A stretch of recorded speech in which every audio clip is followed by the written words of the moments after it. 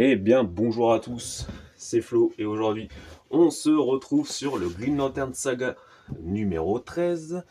Un épisode, hop là, un épisode, je vais pas dire spécial, mais bon, qui suit la clôture de 12 épisodes juste avant, donc c'était un petit peu un gros arc pour la plupart des séries.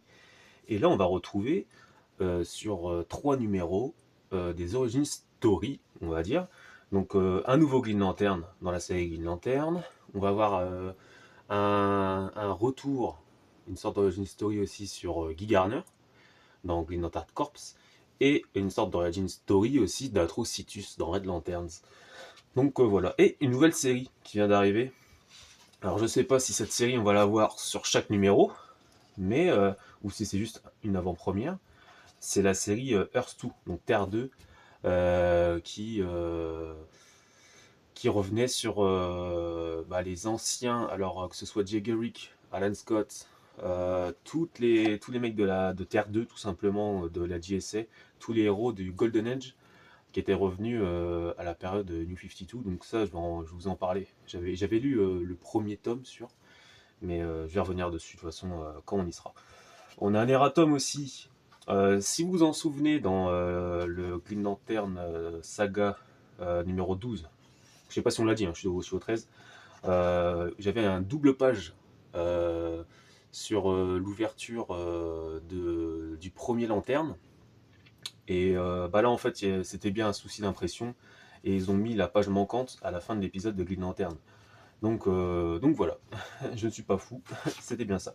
Je vous avais dit que j'allais regarder sur l'intégrale de Jeff Jones, mais en fait, j'ai lu le 13 et j'ai vu l'erratum, donc je me suis dit, ok. Il y a un dossier, donc j'espère que vous pouvez faire un stop pour le lire. C'est l'état des lieux, entre guillemets, tout ce qui s'est passé encore sur les Green Lanterns. Donc que ce soit des policiers de l'espace, que ce soit de toutes races différentes, et un dossier sur les Green Lanterns terriens. Globalement, je l'ai vu et on l'a lu depuis un petit peu le début. Donc je pense que c'est un petit peu encore un dossier de mémoire, on va dire. Donc, on se retrouve sur le Green Lantern numéro 0, on va dire, pour introduire le nouveau Green Lantern Simon Baz. Donc de Jeff Jones et Doug Mahnke au dessin. Donc là, on a un nouveau Green Lantern parce qu'on a Al Jordan et Sinestro qui sont du coup entre guillemets décédés. Ils sont dits décédés. Et on va suivre ce jeune gars qui du coup est musulman et qui du coup a vu les désastres du 11 septembre et du coup lui qui a subi l'après-coup quoi. Malheureusement je pense que ça devait être pas facile et on va le revoir en fait. Il a volé un fourgon et en fait à l'intérieur il y avait une bombe. Du coup il va se diriger dans un entrepôt vide et il va être chopé par les flics, Mr. Baz. Et du coup, il va y avoir un sort d'interrogatoire. Le pourquoi il y avait un fourgon. En plus, le mec, il y a une bombe dedans. Donc, je vous raconte pas, les mecs, ils ont fait le parallèle assez rapidement, bien sûr. Et, euh, et du coup, on va avoir ce petit interrogatoire avec un agent, du coup, qui apparemment travaille pour Waller. On a un petit truc sur Waller. Il lui parle de son tatouage, tutti quanti.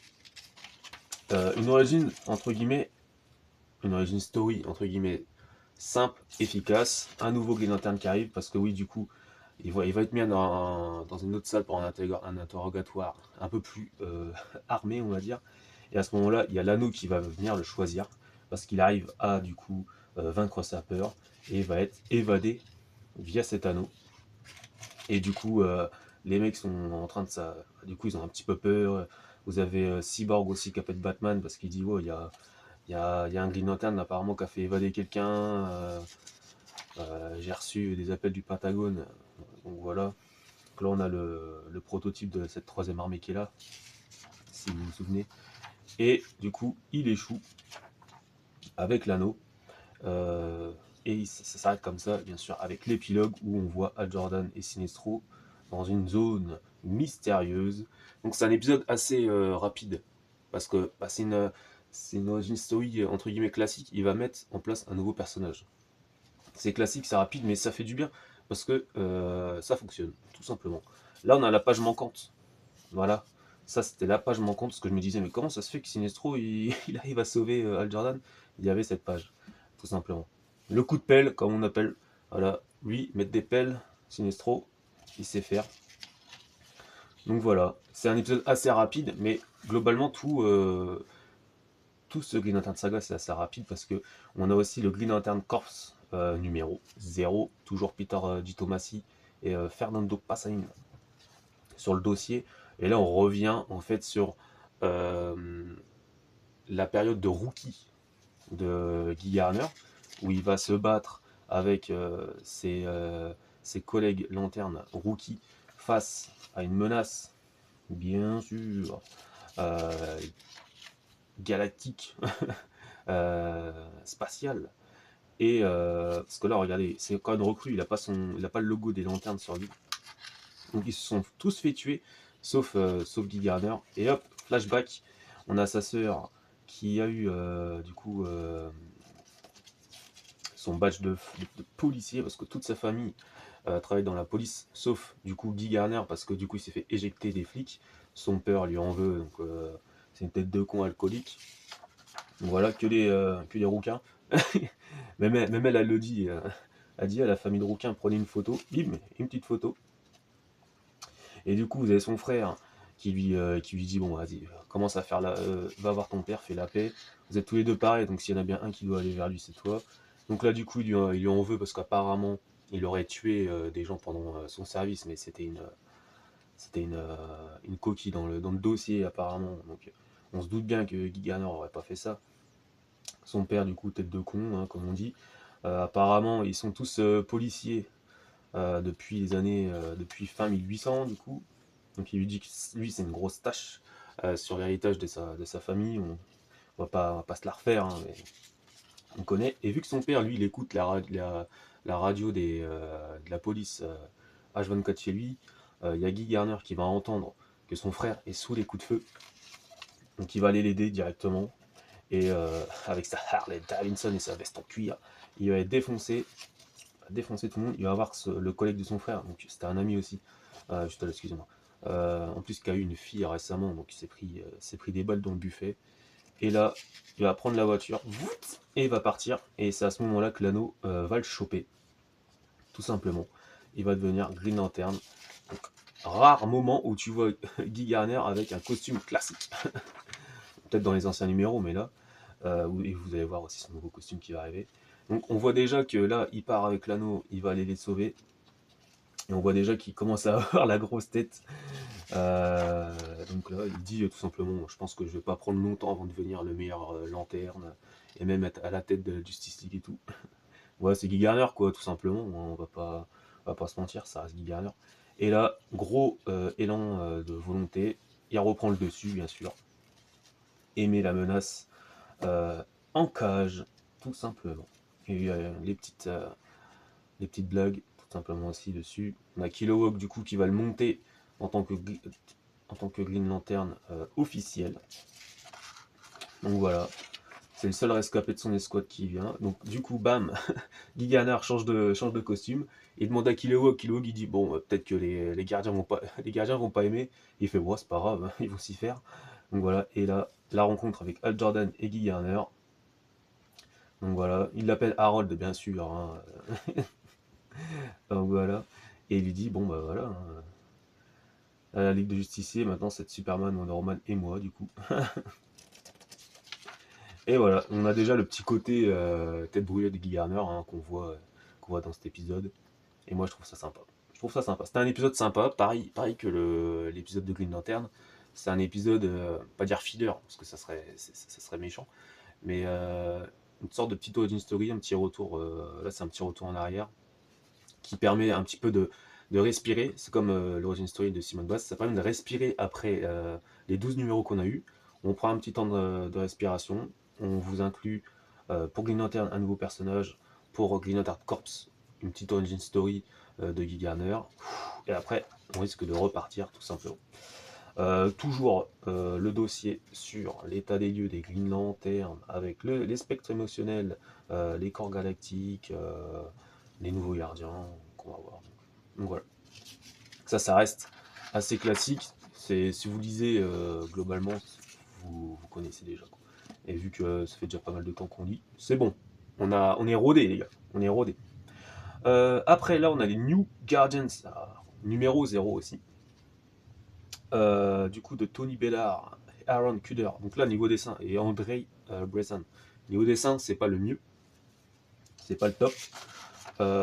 Mais l'histoire va nous montrer Carol, du coup, qui est à la recherche d'Al Jordan. Et parce qu'elle sait pas du tout où il est, depuis qu'il s'est barré avec Sinestro, elle n'a pas de nouvelles. On a Kyle Rayner qui va arriver, qui lui aussi est à la recherche d'Al Jordan. Et en fait, ils vont se rendre compte que, bon, du coup, vous avez ce qui s'est passé dans les épisodes 11 et 12 de Green Lantern face à Black End. Et ils vont arriver sur place. Ils seront déjà plus là, de toute façon. Eux, ils vont défoncer les zombies. Ils vont, du coup, associer les deux couleurs pour les défoncer plus rapidement. Voilà, comme ça a été expliqué dans Blacklist Night. Kyle, lui, va voir qu'il y a une bombe jaune qui a pété. Donc, c'était la batterie de Sinestro. Donc, il fait même des échos énergétiques. Ouais, je trouve ça super intéressant. Que du coup, il enquête sur ce qui s'est passé. Et donc, les zombies, sont toujours là. Donc, la page, celle-ci, je l'aime bien. Celle-ci, j'aime bien. Il y a les constructions. Franchement, la construction et les mises en scène sont sympas, mais c'est vrai que c'est les traits qui posent. Parce que même celle-là, elle est belle. Et on va se rendre compte aussi que Kyle Rayner arrive à sortir d'autres couleurs d'anneaux. Parce qu'il a été entouré, vous savez, par les anneaux depuis le début de New Guardians. Donc là, on se rend compte qu'il va réussir à sortir les couleurs. Donc c'est la première fois, si je me souviens bien, qu'il arrive à déclencher d'autres couleurs alors qu'il a qu'un anneau vert. Mais vu qu'il a eu des accroches avec les autres anneaux, on pense que c'est ça, parce que regardez, son anneau est chargé de toutes les spectres émotionnels. Donc vous avez Star Sapphire qui lui dit qu'il doit, entre guillemets, en profiter. Parce qu'il a eu une autre, quand il était White Lantern, c'était exactement à peu près la même chose, on va dire. Donc là, du coup, il demande à son anneau où est Al Jordan, mais l'anneau lui dit qu'il est mort. Mais Star Sapphire, elle a dit c'est pas possible, tout simplement. Parce qu'elle a encore le lien. Vu que son anneau marche avec l'amour, elle a encore le lien avec Al Jordan. Donc elle dit si il serait mort, j'aurais plus de lien avec lui. Donc il y a un souci. Et après, elle montre du coup l'avenir entre guillemets de Kyle Rayner, où on le voit avec différents spectres émotionnels. Et a dit mais il faut que tu embrasses tous les spectres émotionnels pour la suite, tout simplement pour sauver Al Jordan. Et à la fin de cet épisode, on voit que les gardiens sont en bisbille avec les Amarones, parce que les gardiens veulent arrêter les Green Lantern et tous les spectres émotionnels. Et les Amarones, du coup, celles qui gèrent les Star Sapphire, si je ne me trompe pas, eux, ils sont d'accord, donc ils sont prêts aussi à stopper les Star Sapphire, tout simplement. Donc voilà, ça c'est aussi un épisode entre guillemets, un épisode entre guillemets filler. On reste sur un épisode 0 que j'ai trouvé après globalement intéressant, je vais pas vous mentir. Donc ça va. Sincèrement, ça va, on apprend quelques trucs. Là, on voit quelques briefs pour la suite de Kyle. Et on voit que les gardiens, ça reste des petits salopards.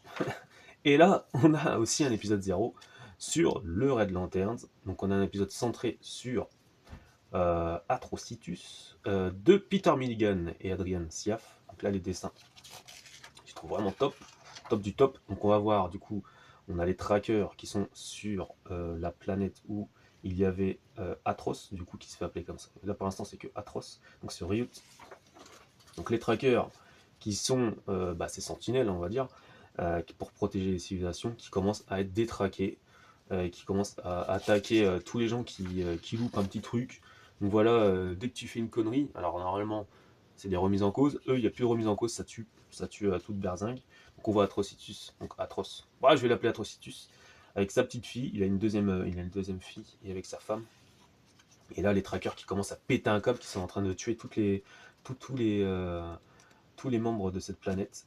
Donc lui, il voit sa fille mourir, j'allais dire crever, c'est un peu chaud, mourir. Il va essayer de sauver son autre petite fille, parce que ouais, sa petite dernière, elle essaie de sauver la grande, mais elle est déjà calcinée. Donc c'est Atrocitus qui, au fur et à mesure, va être enragé.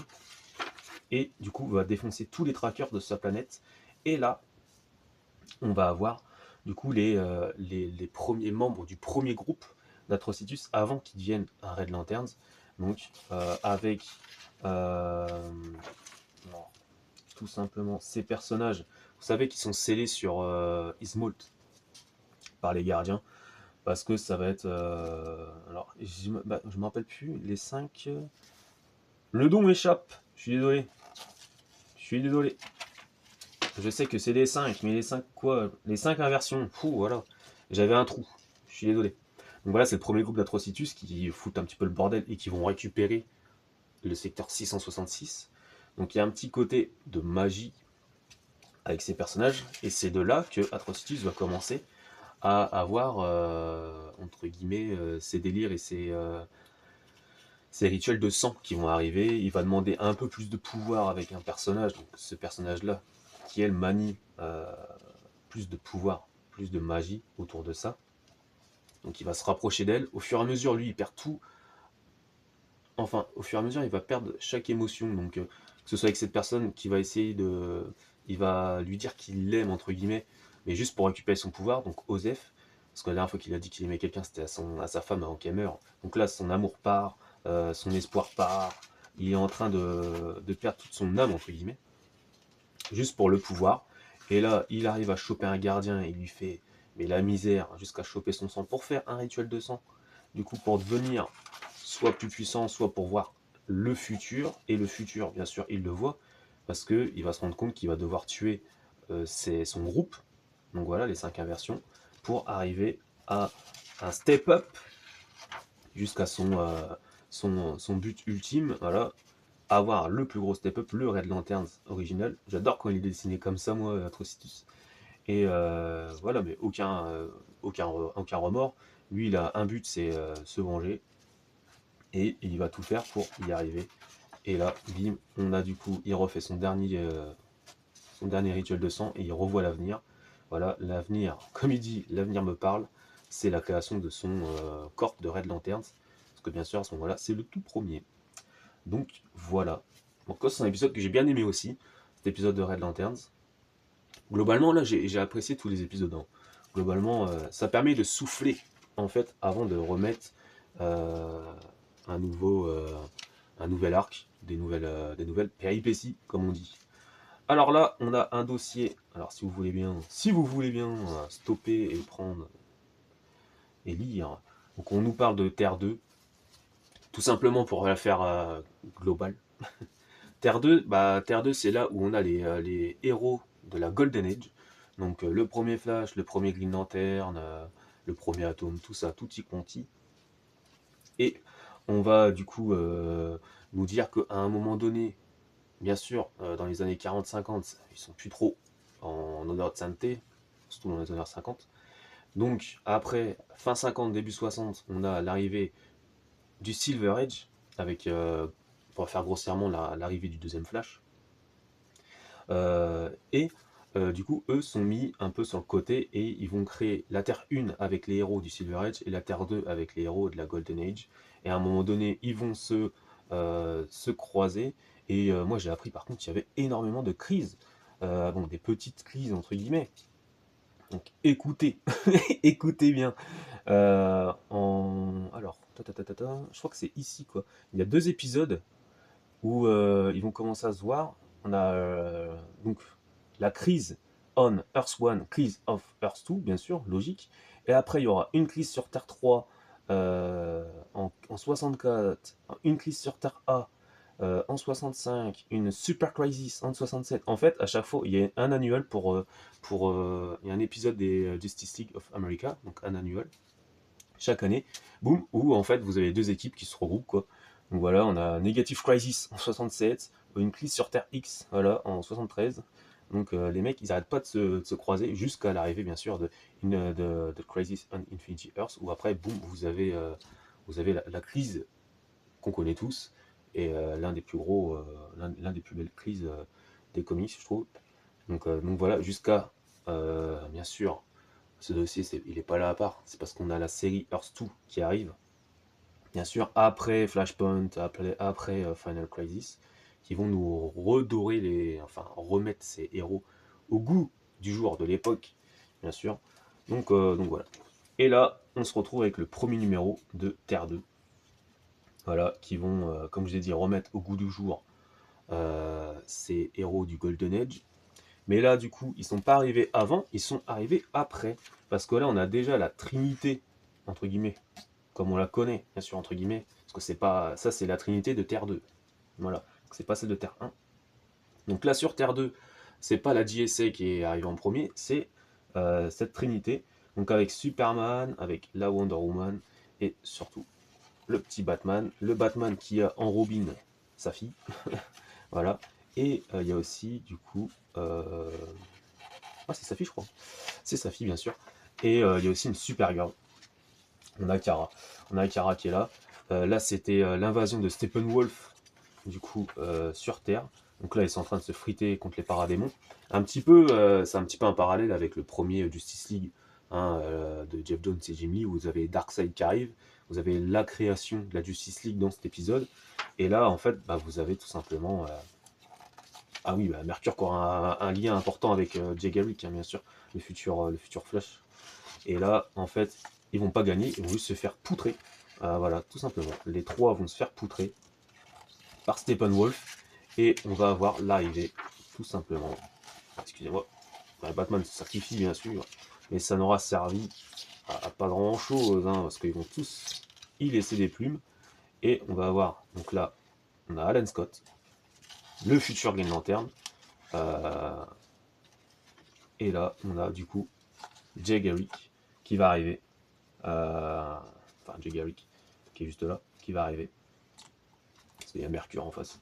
Donc voilà, si je dis pas de conneries, c'est bien ça. Donc voilà, moi je l'avais lu à l'époque en. Je l'avais lu à l'époque, du coup en album. Hein. J'avais le tome 1 sur, je l'ai lu. J'avais pas détesté, j'avais bien aimé, mais sans plus. Après, je suis reparti sur le tome 2, mais c'est vrai que j'ai pas continué. Je sais pas pourquoi, c'était pas nul. Attention, c'était pas nul, mais c'est vrai que c'était peut-être pas les lectures que j'avais besoin sur le moment. Donc voilà. Mais ça reste globalement intéressant. Donc voilà. Après là, on a un petit dossier sur Alan Scott qui nous dit que c'est le premier Green Lantern. Ça rabâche un petit peu, mais bon. Voilà, c'est un dossier sur Alan Scott. Bien sûr, lui, c'est pas un gardien galactique. Lui, il est là par la magie. Voilà, il a fait partie de la Société de Justice d'Amérique à partir de 40. Hein, dans All Star Comics 3. Il est membre. C'est un membre d'honneur des Green Lantern Corps du coup quand tout le Silver Age et tout est arrivé. Bien sûr, on nous parle des années 60 quand du coup Hal Jordan est arrivé et qu'il y a eu un changement. Le coup ils se sont rejoints par rapport à Terre 2. Donc, ça revient un petit peu aussi sur le dossier Terre 2 qu'il y a eu juste avant. Donc voilà. On nous parle du coup de ses enfants, donc de sa fille et de son fils. Du coup, on a Jade et Obsidian. Donc voilà, on nous parle de ça. Euh, donc voilà, globalement, c'est un dossier intéressant. On nous parle qu'il avait ce petit gars là qui conduit son taxi. C'était un petit, pas un sidekick, mais une personne pour essayer d'adoucir un petit peu les récits. En fait, les gens n'avaient pas du tout aimé, du coup, ils l'ont remplacé. Je crois qu'il a resté un an quasiment. Du coup, ils l'ont remplacé avec un autre personnage qui était un berger allemand. Et apparemment, ça a fonctionné.